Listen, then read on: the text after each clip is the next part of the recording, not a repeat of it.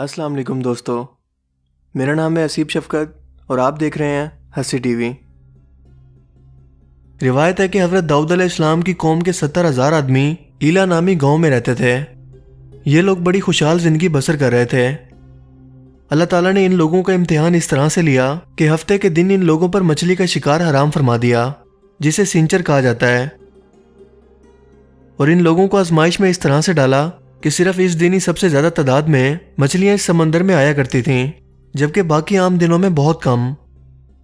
لہذا شیطان نے جب یہ معاملہ دیکھا تو ان لوگوں کے پاس ایک انسان کی شکل میں گیا اور ان کو بتایا کہ سمندر سے کچھ نالیاں نکال کر خشکی میں حوض بنا لو، اور جب ہفتے کے دن یہ مچھلیاں حوض میں آ جائیں تو ان نالیوں کا منہ بند کر دو اور اس دن شکار نہ کرو، بلکہ دوسرے دن آسانی کے ساتھ ان مچھلیوں کو پکڑ لو۔ ان لوگوں کو شیطان کا یہ مشورہ پسند آ گیا، اور ان لوگوں نے یہ نہیں سوچا کہ جب مچھلیاں نالیوں اور حوضوں میں قید ہو جائیں گی تو یہ بھی ان کا شکار ہی ہوگا۔ سو ان لوگوں نے ہفتے کے دن ہی شکار کر لیا، جو کہ ان کے لیے حرام تھا۔ لیکن اس موقع پر بھی یہودیوں کے 3 گروہ بن گئے، جن کا اپنا اپنا موقف تھا۔ ایک گروہ کے لوگ وہ تھے جو اس شیطانی چال کو سمجھتے ہوئے اسے منع کرتے رہے اور ناراض و بیزار ہو کر شکار سے باز رہے۔ دوسرے گروہ کے لوگ وہ تھے جو اسے دل سے برا جان کر خاموش رہے، لیکن وہ دوسروں کو منع نہیں کرتے تھے، بلکہ نصیحت کرنے والوں سے بھی یہ کہتے تھے کہ ایسی قوم کو نصیحت کرنے کا فائدہ ہی نہیں جس پر اللہ تعالیٰ کا عذاب آنے والا ہو۔ جبکہ تیسرا گروہ وہ سرکش اور نافرمان لوگ تھے جنہوں نے خدا کے حکم کی علانیہ مخالفت کی اور شیطان کے بہکاوے میں آ کر ہفتے کے روز نہ صرف شکار کر لیا بلکہ ان مچھلیوں کو کھایا اور بیچا بھی۔ جب ان نافرمان لوگوں کو منع کرنے کے باوجود یہ باز نہ آئے تو وہ لوگ جو اس سے ناراض تھے، ان لوگوں نے کہا کہ ہم ان گناہ گار لوگوں سے کوئی میل ملاپ نہیں رکھیں گے یہاں تک کہ ان سے تعلق الگ کر لیں گے۔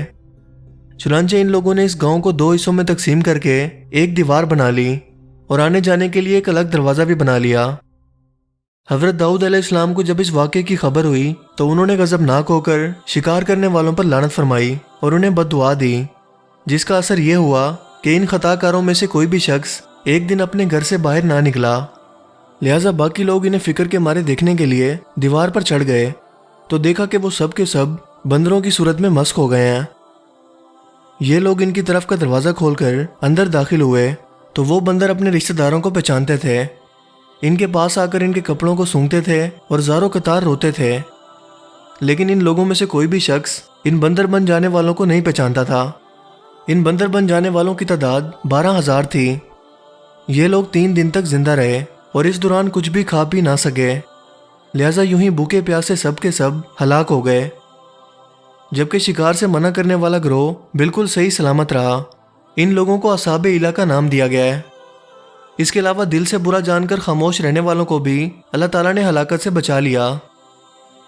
اس واقعے کا ذکر قرآن پاک کی سورہ بقرہ میں کچھ اس طرح سے موجود ہے، اور بے شک ضرور تمہیں معلوم ہے تم میں کہ وہ جنہوں نے ہفتہ میں سرکشی کی تو ہم نے ان سے فرمایا کہ ہو جاؤ بندر، دھتکارے ہوئے۔ جبکہ اس واقعے کا وضاحت سے ذکر سورہ اعراف میں وضاحت سے موجود ہے۔ دوستو، اس واقعے سے معلوم ہوا کہ شیطانی چالوں میں بڑھ کر اللہ تعالیٰ کے احکامات کی نافرمانیوں کا انجام کس قدر برا اور خطرناک ہو سکتا ہے، اور اللہ کے نبی جس بد نصیبوں پر لعنت یا بد دعا فرما دیں وہ کیسے ہولناک عذاب میں گرفتار ہو کر دنیا میں نیست و نابود ہو جاتے ہیں اور دونوں جہان میں ذلیل و خوار ہوتے ہیں۔ اصحاب ایلا کے اس دل دلا دینے والے واقعہ میں ہر مسلمان کے لیے بڑی عبرتوں اور نصیحتوں کا سامان ہے۔ کاش اس واقعے سے مسلمانوں کے دل میں خوف خدا کی لہر پیدا ہو جائے اور وہ اللہ اور اس کے رسول کی نافرمانیوں کی پگڈنڈیوں میں بھٹکنے سے منہ موڑ کر سیدھے راستے کی طرف چل پڑیں اور دونوں جہانوں کی سربلندیوں سے سرفراز ہو کر اعزاز و اکرام کی سلطنت کے تاجدار بن جائیں۔